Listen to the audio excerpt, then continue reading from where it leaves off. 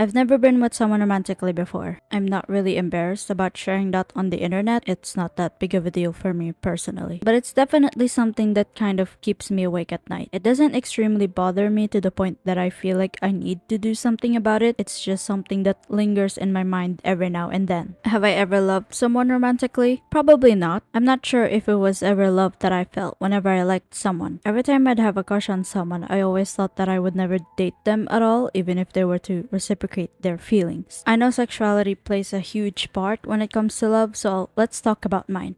I don't know. I personally prioritize personality over physical appearance, but still considering looks, which means it can be anyone. I think I'd rather not put a label on myself because there's so much to read about and see where I fall into. So I'll settle with being unlabeled. Despite not falling in love with someone, I did have crushes. I don't know how I learned about the concept of crushes. I just randomly had one, and I still remember the first ever crush I had, if we were to call that crush. I was in preschool, and I know you're gonna think that's way too early to have a crush on someone. Like I said, I don't know how it happened. I don't think I have something to say about him because I was so young, but I do remember the others. In school, I had a crush on someone named Lawrence and Stephen. Stephen was just a backup, but Lawrence was my main crush. I don't really have any stories regarding these two. I just simply admired them. The next school year, probably still had a crush on Lawrence, but I had a new crush named Matthew. I think as a child, everyone basically liked the smart ones. I think people started having crushes on someone based on their looks when high school was nearing. But that's just what I observed in my school, and it might not apply to the others. Matthew became my main crush, but Lawrence was starting to show some interest towards me, if that's what you call it. I was friends with most people in the class, so every recess or break time, I usually would go around the class to talk to everyone. But there's this one time that I felt a hand hold mine, and it was Lawrence. We never really talked about it, and it also wasn't that big of a deal since we were children. He did that a few times, including touching my hair whenever we arrived at school at the same time. Oddly specific. In 4th grade, actually, we got to talk about it with our friends, and he said that he probably did have a crush on me at that time. As for Matthew, there was a time where I might have confessed to him. I told him that I know someone who has a crush on him in class. So he started guessing who it might be by mentioning all the girls' names. He was running out of names, so he goes, "Oh, so then it's you." And I shook my head, and then we never talked about it again.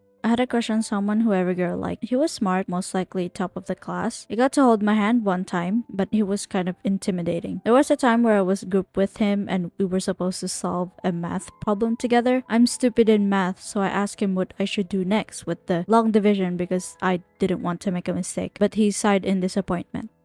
Sorry, I guess. In 5th grade, I'd say this guy was the last person I've ever had a crush on someone. I mean, sure, I've admired some people after those years, but I wouldn't call them crushes since I never obsessed over them like this last crush. He was definitely the only person who would make my day. We never got to be friends because he was in a different class, but we did get to talk, and it's because of my dumbass. You see, I liked opening our empty chat log and typing "I love you," but never actually sending it. Yes, it was very risky and stupid, and I'm embarrassed to talk about it. Keep in mind I was 11. That's my excuse. No, I didn't accidentally send an "I love you," but I did accidentally send a random picture. I saw that Facebook Messenger made a new update at the time and saw that I could draw on pictures before sending it. So I picked a random picture and decided to play around with it for a few minutes, completely forgetting the fact that I was still in our chat log. When I finished and tried to leave, it automatically sent the picture. I couldn't delete the picture because it wasn't a thing yet, so I just removed our chat, hoping he won't see it and I'll forget about it. We actually did get to chat because I had a friend who was friends with him that convinced him to talk to me. I can't remember what we talked about, but it was nothing special. He also never mentioned the picture that I accidentally sent. I remember every time I see him at school, even just a little glimpse of him, it makes my whole day. I never followed him like a stalker. I would just look around as hard as I can whenever I get to walk around school, while also getting help from my good friends. I actually forgot about all that after years of not having a crush. It all came back to me when I was trying to dig around old stuff and found a little notebook where I kept track of all the times I've seen him at school. That's not creepy at all. It's called a diary. I know I said he was the last crush I had, but I just want to share this. In high school, I had this friend who was actually very nice, and I appreciated him a lot for being my friend. Let's call him Tim. Tim and I got pretty close because he was also an art kid, but I'd say he was more creative than I was since I only drew people while he was really good with arts and crafts. I didn't have a crush on him, him, but I liked him. But there was this one girl who thought she had to protect him from me. Let's call her Chloe. One time, we had an upcoming art project that should be done in pairs, and we got to pick our own partners. I can't remember if I had someone in mind that I'd want to pair up with because I could do it all by myself. But Tim came up to me and wanted to be partners for the project. Our teacher then decided to confirm all partners once we're done. When Tim's best friend was mentioned with another person, Chloe kind of got upset and goes, "What?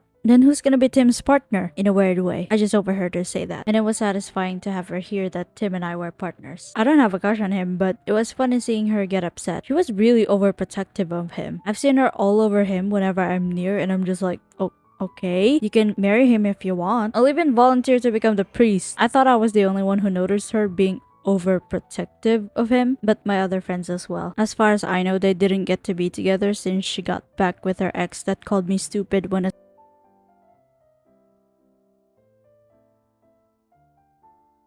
Anyway, seems like me crushing on people doesn't really go anywhere since I won't ever confess to anyone and I don't make commitments. And it can't just be me all the time who has a crush on people. Another year in high school, this was the first time someone actually wanted to pursue me. So this guy, let's call him Ryan. I actually knew who he was when we were kids because he got mentioned by a close friend who he previously had a crush on. I grew up with a lot of kids there because I was in the same school for many years. We only became friends the same year we became classmates because we sat near each other, along with two other people that we were close with. I guess we were kind of a circle, but only during class. The four of us were grouped together a lot and we kind of messed around more than do actual schoolwork, but we still got it. Until the day a classmate told me that Ryan had a crush on me. I didn't really think much of it because I thought he meant something else. I don't know why I would think that. In the next school day, that's when I found out that it was actually true. My class just got back from another class, so I took the opportunity to ask one of my close friends what they were talking about yesterday when I couldn't join in because I was too busy with unfinished work. So she goes, "Yeah, so Ryan has a crush on you."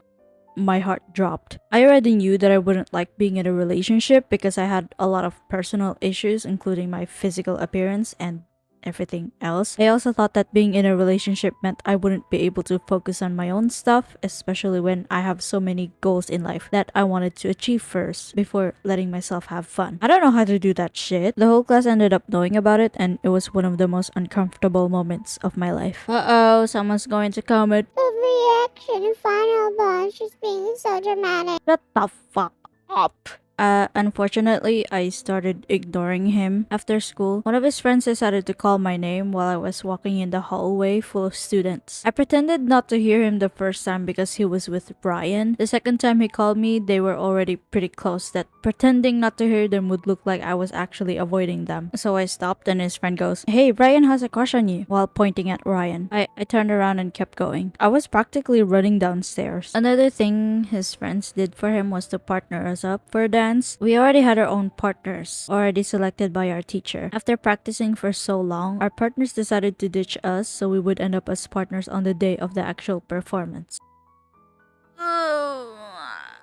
There was another time where they were planning on something. I think the reason why they were so invested in us was because they shipped the two of us. And that was according to some of them. Apparently, this plan was about him finally confessing to me after school. So he will be waiting for me at the exit. But our school had two exits. One for students who get fetched by their parents or students who commute. And the other for students whose parents have hired a school bus to fetch them. We both had a school bus, which meant he would be waiting in this exit. I was walking with a friend who commutes and I was telling her how they were waiting for me at the other exit and I didn't know where to go. I felt troubled and she was like, "Yeah, I heard them planning earlier." I couldn't go with her to the other exit because we had color coordinated IDs showing which students are allowed to leave the school by themselves. The security guard would never let me out. Did I end up meeting him at the exit?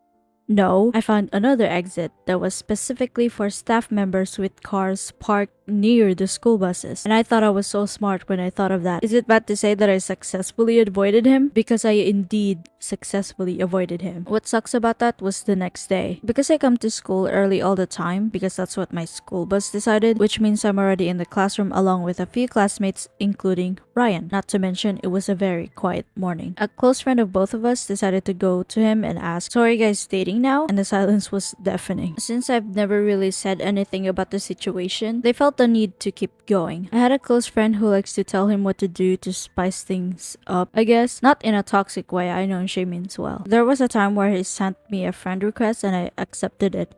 I'd feel bad if I didn't. Probably minutes later, he waved at me. It was like an updated version of poke on Facebook. If you don't know what that means, it was basically a way for people to catch someone's attention without sending a message. And I feel kind of old having to explain that. Anyway, I waved back. Turns out it was my close friend who told him to do all that, and I already knew he was not the kind of person who would initiate interaction between us. Hours later, he messaged me again, and I decided to ask my close friend, "What the hell did you tell him to do now?" She said she didn't know at all. Apparently, Ryan had told her that he's gonna finally talk to me, but he didn't tell her what he was going to say. So I had no choice but to look at what he sent me. He just asked if he had any chance with me, and there was nowhere I could run away this time. So I said, "I don't know." I can't really remember what I said exactly, but it was neither a yes or a no. And then he thanked me for giving him an answer. I know you're probably thinking, why did I say I don't know when I could have just straight up told him no? I was considering his feelings too much. If I said yes, that would have been a lie. If I said no, that would have been too mean, and I couldn't find any reason to reject him since he was a nice person. I didn't realize that saying "I don't know" was actually worse than saying yes or no, because I would give him false hope. I sure hope he didn't feel troubled when I said my indefinite answer. Well, there's one thing that I didn't like about him. He was too shy. There were some things that he didn't get to do or say to me. It felt like that shit was all nothing, that it was not that serious.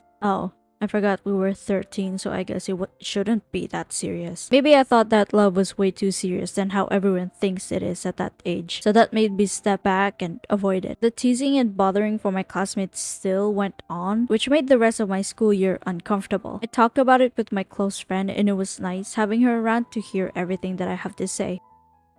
But she didn't know that I actually had a tiny crush on Ryan before all that. Since we were getting close, I was getting to know him more, which means I started to like him. The reason why I said I had a tiny crush on him is because my feelings didn't really last long. Like I said earlier, I had a lot of goals I wanted to achieve first before having some fun. Love is not really a main quest for me in life. It's more of a side quest. It's up to you if you want to participate in it or not, and I chose not to. With that, I stopped my feelings. If he ever sees this, I'm sorry about that. I hope whatever you felt wasn't too serious. I have 2 more admirers to talk about and 1 last person, but I think I'll just make a part 2 because this video will most likely go over 30 minutes and I don't want to do that. That will be uploaded next month, so stay tuned if you're interested, and thank you for watching.